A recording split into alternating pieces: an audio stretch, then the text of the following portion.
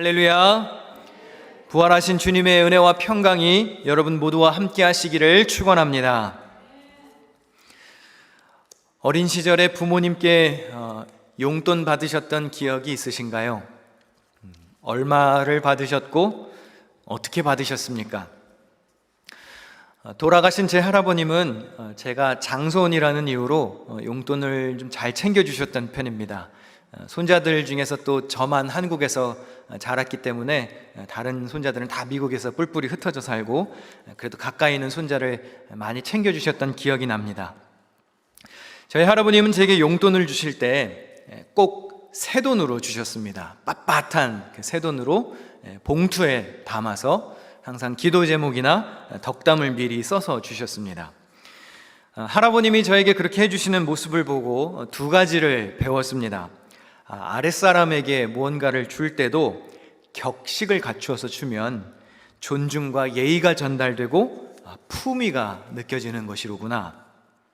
그런 어른을 보며 자란 아랫사람은 매너를 배우게 되고 받은 것을 귀하게 여깁니다.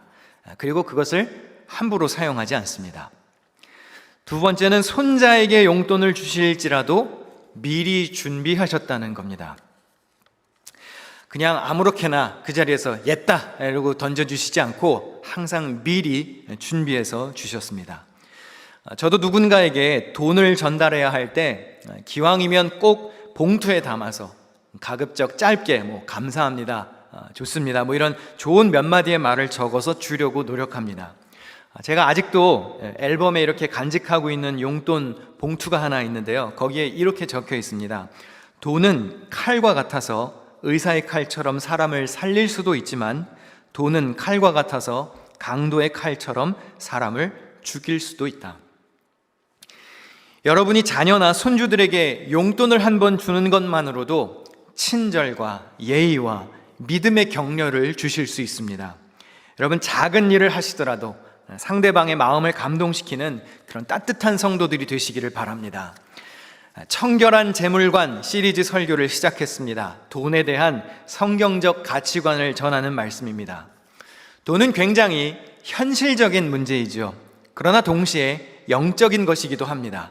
그래서 교회에서 성경 말씀에 근거하여 돈에 대해 바르게 가르쳐야 합니다. 지난주 이 시리즈 설교의 첫 시간에 돈에 관한 가치관을 세 가지로 정리했습니다. 보충하는 마음으로 한번 다시 복습해 볼까요? 돈은 그 자체가 악하거나 선한 것은 아닙니다. 이 세상에 내 돈이라는 것은 없습니다. 또 많이 가진 사람은 하나님이 주신 공금을 가진 것이라 했죠. 오늘은 이 3번, 많이 가진 사람은 하나님이 주신 공금을 가진 것이다, 이 부분을 좀 확장해서 말씀을 나누려고 합니다. 목사가 이런 말 하면 좀 이상하게 들릴지도 모르겠지만 저는 그렇습니다. 저는 돈이 많았으면 좋겠습니다. 아무도 동의를 안 하시나요? 다 돈 별로 없어도 괜찮아요? 네, 저는 돈이 많았으면 좋겠습니다. 이유는 제 주머니를 채우고 싶어서가 아니고 주고 싶은 데가 많아서 그렇습니다. 선교사님들이 종종 방문하면 여비를 드리고 싶고, 학생들이 대학에 진학해서 갈 때면 책이라도 사보라고 용돈이라도 챙겨주고 싶습니다. 군대 가는 청년 있으면 안 됐다, 맛있는 거 사 먹어라, 그러면서 격려하고 싶고요. 어려움 당한 가정 있으면 장 보시는데 조금이라도 보태시라고 챙겨주고 싶습니다. 아픈 사람 있으면 약값에 보태시라고 드리고 싶은 게 그게 목자의 마음입니다.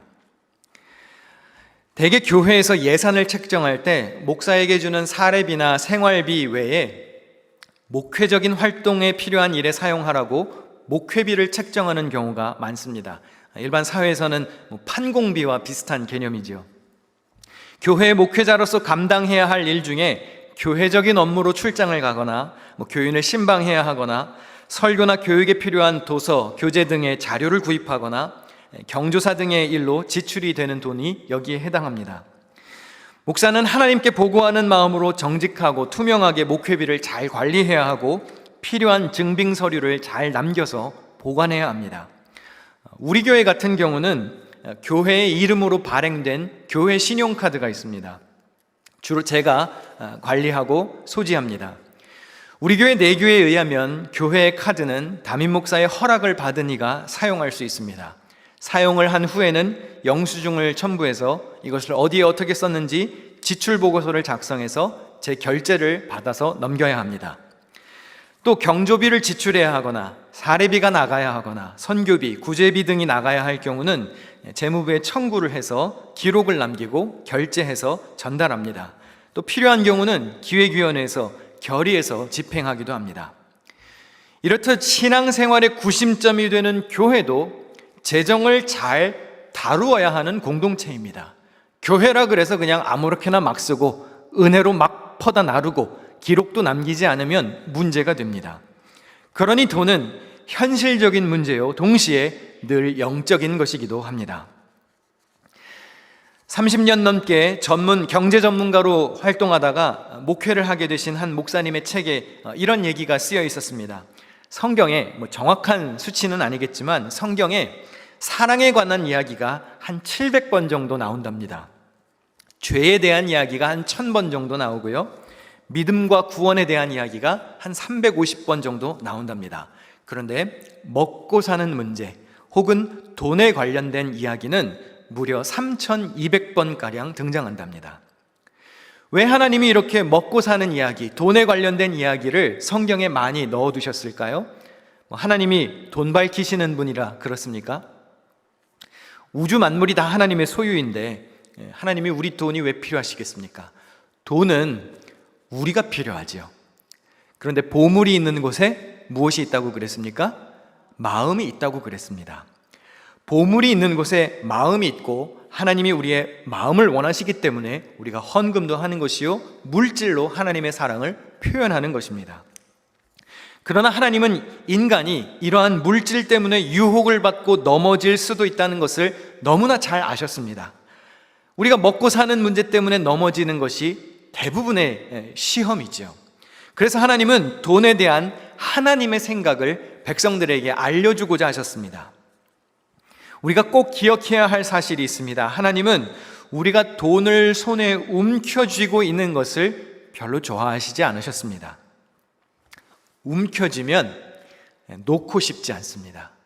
놓고 싶지 않으면 인색한 마음을 갖기가 쉽습니다. 하나님은 이스라엘 백성들이 광야에서 만나를 거둘 때 쌓아두지 못하게 하셨습니다. 또 수확할 때는 다 거두지 말고 밭의 한쪽 귀퉁이를 남겨두어서 가난한 사람들이 먹을 수 있도록 배려하셨습니다. 또 사회 지도층들이 부를 축적하는 것을 질책하셨습니다. 예수님도 이렇게 말씀하셨죠. 너희를 위하여 보물을 땅에 쌓아두지 말라. 오직 너희를 위하여 보물을 하늘에 쌓아두라. 이 세상에는 두 종류의 사람이 있답니다. 하나는 굶어 죽는 사람, 또 하나는 배 터져 죽는 사람. 여러분은 어느 쪽에 속하십니까? 대부분 식사 한번 하고 나면 다 하시는 말이 뭐죠? 배불러 죽겠다. 너무 많이 먹었다. 조금 전에 소개한 책에서 그 이유를 이렇게 설명합니다. 잠자고 있는 돈이 너무 많기 때문에 죽는 사람이 생기는 거라고. 돈이 돌아야 모든 사람에게 기회가 부여되는데 돈을 쌓아두는 사람들 때문에 굶는 사람이 생긴다는 것이죠. 하나님은 모두가 공평한 기회를 갖기를 원하셨습니다. 고린도후서 8장의 구제에 관한 말씀 한 구절을 같이 읽겠습니다. 시작. 이제 너희의 넉넉한 것으로 그들의 부족한 것을 보충함은 후에 그들의 넉넉한 것으로 너희의 부족한 것을 보충하여 균등하게 하려 함이라. 예전에도 몇 번 제가 보여드린 적이 있는 것 같은데요. 2008년 대한민국 정부 기획재정부에서 서민들 생활을 안정시킨다고 생활 필수품 52개의 품목을 발표해서 물가 안정을 기하겠다고 한 적이 있습니다. 발표된 52가지의 생활 필수품에는 이러한 것들이 있었습니다. 화면을 한번 같이 보실까요? 대한민국 정부에서 발표했던 52가지의 생활 필수품입니다. 여러분 집에 이런 거 다 있으신가요? 웬만하면 다 있으실 겁니다. 근데 이제 흥미로운 거 몇 가지도 있더라고요. 21번에 보니까 과자. 과자 없으면 죽는 거예요. 그렇죠? 다 과자는 어느 정도 쌓아두고 사시죠? 22번에 모두 있습니까? 소주 없으면 죽나 봐요. 여러분 집에 다 소주 있으시죠? 없어요? 있어야죠. 저희 집에도 있는데. 무슨 생각을 하시는 거예요? 요리하는 사람은 집에 종류별로 주류가 있어야 됩니다. 그 와인, 맥주, 청주, 소주 이런 거 다 있어야 돼요. 잡내 잡는데 꼭 필요합니다. 또 33번에 모두 있습니까? 짜장면. 이거 없으면 죽는 건가 봐요. 41번에 학원비, 42번에 가정학습지. 이런 것들이 생활의 필수품이랍니다. 한번 여쭤보겠습니다. 다는 아닐지라도 집에 거의 다 있으신 거죠? 이런 것들이. 웬만하면 있죠? 그러면 이런 것이 있다면 사는데 큰 지장 없다는 뜻입니다.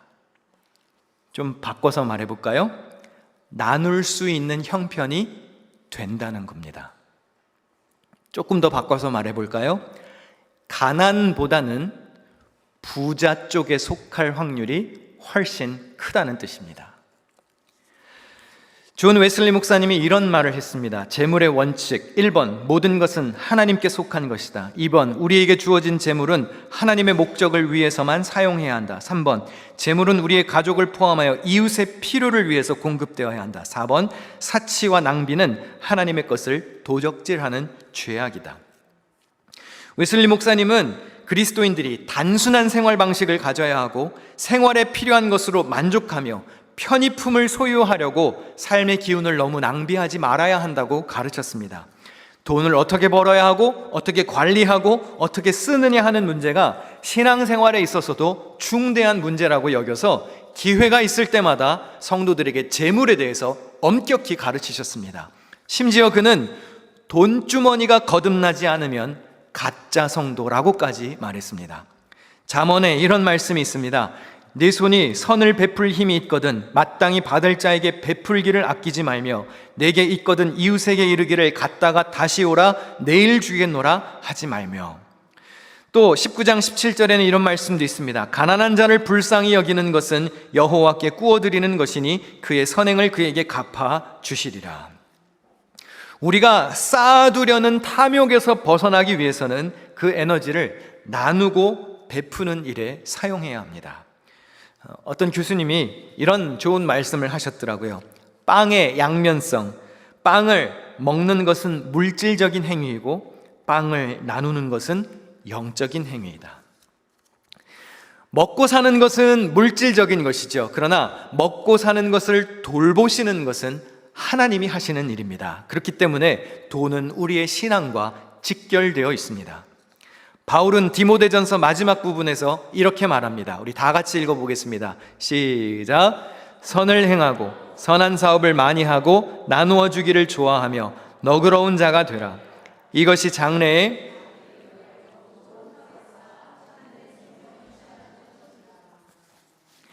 여러분 나누어 주기를 좋아하고 너그러운 자가 되시기를 축원합니다. 오늘 본문 신명기는 모세의 고별 설교라고 알려진 말씀입니다. 그 중에서도 특별히 신명기 12장에서 26장은 신명기의 핵심이라고 불리는데 전문 용어로는 신명기 법전이라는 이름이 붙어 있는 부분입니다. 명령과 법이 집중적으로 나타나는 부분입니다. 여기를 자세히 읽어보면 10계명의 확장판이라는 느낌이 들고요. 하나님 사랑과 이웃 사랑에 대한 내용들이 담겨져 있습니다. 기독교의 핵심 진리가 담긴 명령들이죠. 오늘 본문 신명기 15장 역시 신명기 법전에 해당합니다. 여기에는 빚을 면제해주는 해, 또 종을 대우하는 방법, 또 처음 난 것 등에 관한 법이 기록되어 있습니다. 여기를 자세히 읽어보시면 하나님은 약자들을 향하여 상당히 파격적인 법률들을 지시하셨습니다.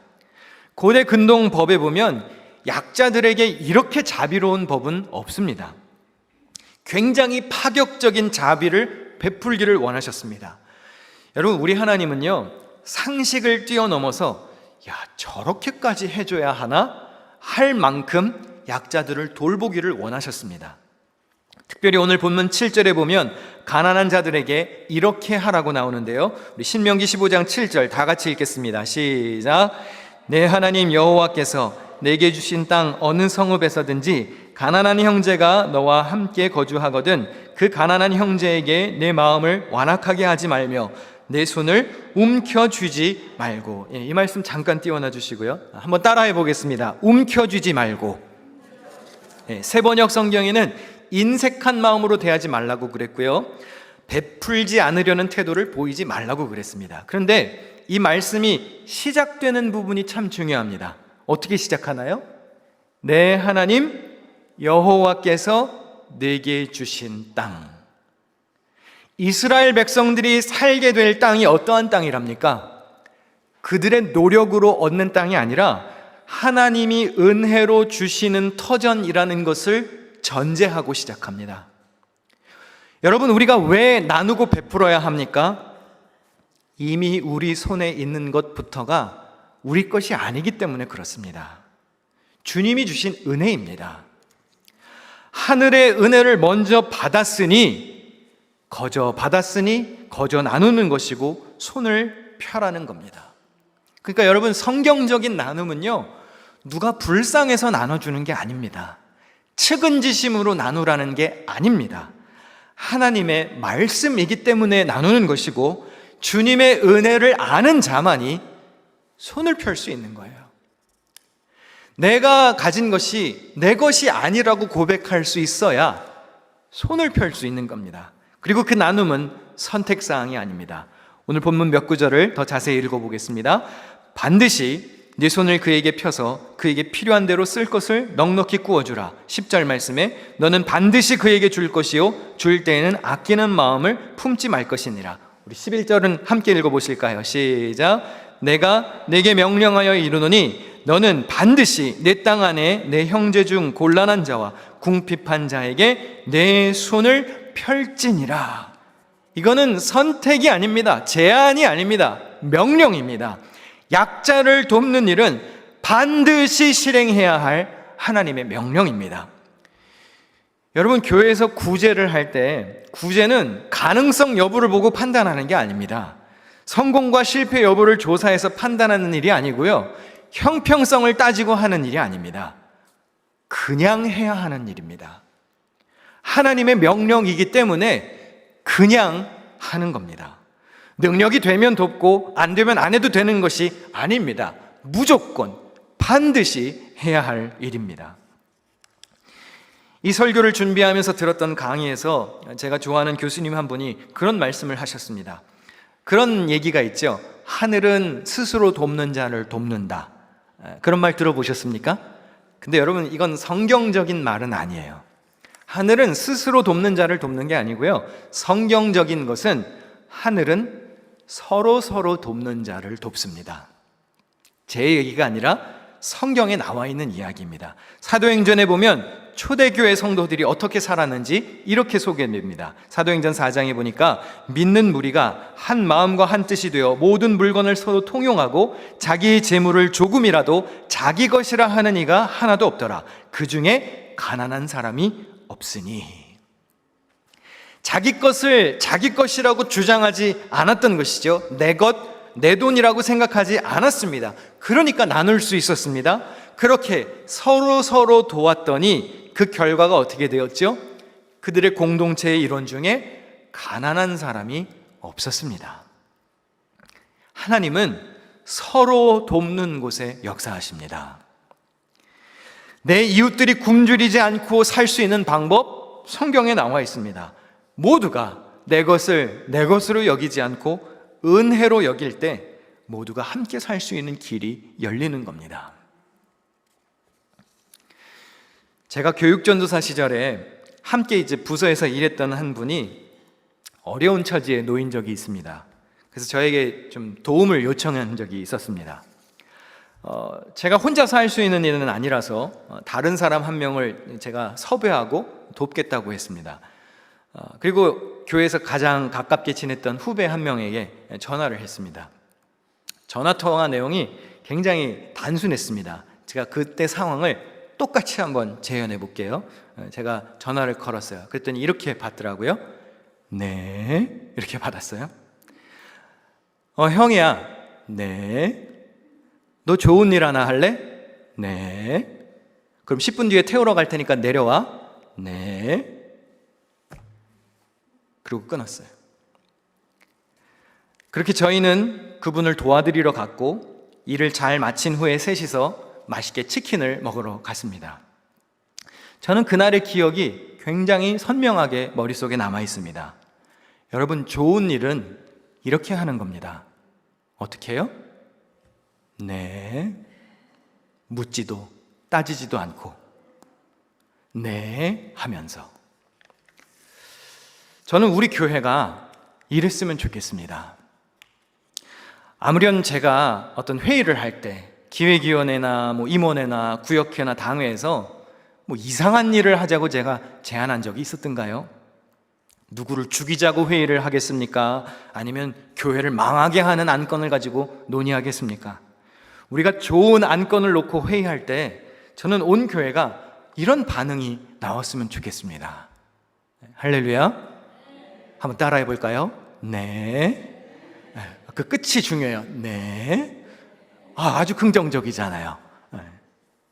하물며 좋은 일도 이렇게 해야 하는데 하물며 하나님께서 반드시 하라고 강하게 명령하신 구제에 관한 말씀은 어떻게 해야 할까요? 믿고 순종해야 합니다. 여러분, 따지다가 보면 아무 일도 못합니다. 움켜쥐지 말고 손을 펴야 합니다. 우리가 손을 펴면 손을 편 여러분의 손은 누가 채워주실까요? 하나님이 채워주십니다. 세상의 방식은 지금 보시는 저 그림과 같습니다. 쓸어 모아야 돼요.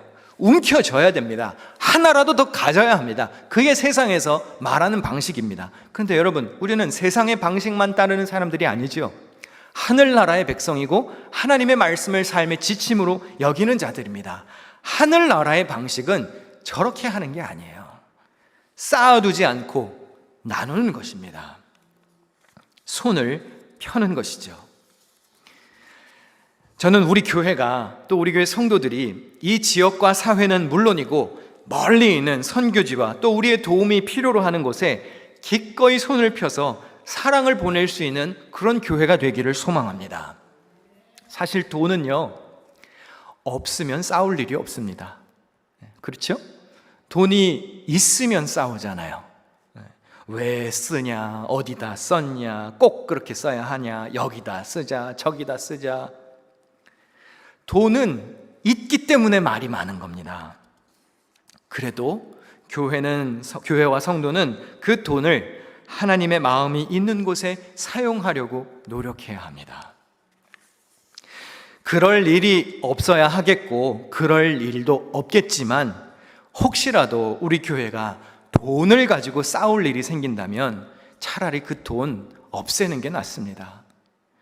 재정을 그냥 제로 밸런스로 비우는 편이 낫습니다. 잠언에 아주 현실적인 말씀이 있는데요, 우리 말씀을 읽을 동안 반주 준비해 주시면 좋겠습니다. 잠언 17장 1절 다 같이 읽겠습니다. 시작. 마른 빵 한 조각을 먹으며 화목하게 지내는 것이 진수성찬을 가득히 차린 집에서 다투며 사는 것보다 낫다. 이 말씀도 잠깐만 띄워놔 주십시오. 여러분, 이 말씀 아멘 하실 수 있나요? 이거 성경 말씀입니다. 아멘 하실 수 있습니까? 정말입니까? 좀 솔직해집시다. 정말 아멘 하실 수 있습니까? 진수성찬 원하잖아요. 솔직해져 봅시다. 진수성찬 원하잖아요. 아니에요? 괜찮아요? 권사님은 좀 믿음이 가요. 여러분, 다투는데 돈이 무슨 소용입니까? 화목하게 지내는 것이 낫지. 부자면 뭐 합니까? 싸우는데. 근데 솔직히 말해서 그래도 부자를 부러워해요. 기름진 식탁을 부러워합니다. 아유, 좀 싸우더라도 나도 저런 집에서 한번 살아보고 싶다. 욕심이 납니다. 근데 여러분, 우리가 저렇게 진수성찬을 가득히 차리고 다툰다면 그냥 돈 다 없애버리는 게 낫습니다. 우리 교회에 재정이 적게 거치는 교회는 아닙니다. 그런데 그것이 자랑이 되어서는 안 됩니다. So what? 중요한 것은 가진 것을 하나님의 마음에 합하게 사용하느냐가 중요합니다. 돈 없으면 싸울 일 없습니다. 마른 빵 한 조각을 먹어도 화목하게 지내는 편이 낫습니다. 그러면 진수성찬 차려놓고 다툴 바에는 선교지에 모든 선교 잔액을 다 비워내고 마이너스 통장이 되더라도 마른 빵 한 조각을 먹으며 화목하게 지내는 편이 낫습니다. 우리가 주일 점심마다 풍성한 식탁 앞에 고개를 숙여서 기도하고 밥을 먹는데요, 저렇게 먹으면서 싸울 바에는 안 먹는 게 낫습니다. 아침에 먹는 베이글도 그냥 감지덕지 하면서 화목하게 지내는 게 나아요. 너도 한 입 먹어라. 나는 크림치즈 발라 먹을게. 그래, 넌 잼 발라 먹자. 이러는 편이 나아요. 혹시라도 우리 교회가 정말로 돈 때문에 싸우는 일이 생긴다면 저는 그냥 선교지에 다 보내버리겠습니다. 아니, 원래도 그래야 하는데 그냥 그러는 편이 낫습니다. 마른 빵 한 조각을 먹으며 화목하게 지내는 편이 낫습니다. 지난주에 예배를 마치고 교회 이전에 대해 설명했습니다. 어려운 일입니다. 어려운 일 감당해야 합니다. 그런데 저는 하나님의 능력과 은혜를 믿습니다. 그리고 우리 교회에 이전하는 것보다 먼저 챙겨야 하는 것이 있다는 거 잊지 않으셨죠? 우리가 8월에 아프리카 모잠비크에 단기 선교를 갑니다. 그곳에 교회를 건축하자고 했습니다. 우리 교회가 이사하는 것도 중요하지만 저는 이것을 먼저 챙기려고 합니다. 목표한 금액이 3만 불입니다. 3만 불이면 건축도 하고 그곳에 부지도 땅도 살 수 있다고 했습니다. 현재까지 한 1만 3천 불 정도가 모였습니다. 아프리카 모잠비크 미션을 완수할 때까지 최선을 다해서 힘을 쓸 것이고 여러분도 동참해 주시기를 바랍니다. 나보다 남을 먼저 생각하는 것이 그리스도인의 정신입니다. 여러분, 아프리카나 이런 선교지에 가면요, 건물 건축해도 뭐 이렇게 깨끗하고 그러지 않습니다. 허접한 건물이에요. 근데 여러분, 선교지에 제가 갈 때마다 느끼는 건데요, 우리는 불쌍해서 그들을 돕는다고 생각하지요. 그들이 가난한 것은 맞지만 제가 불쌍하다고 느낀 적은 한 번도 없었습니다.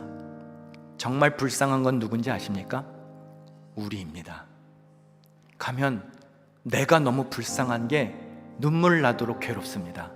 이들은 이렇게 감사한데, 마른 빵 한 조각을 먹으면서 이렇게 화목한데, 이런 교회가 건축되는 일에 온 마을이 와서 잔치를 벌이는데 우리는 진수성찬을 차려놓고 맨날 다투고 있으니 하나님이 어디에 역사하시겠는가?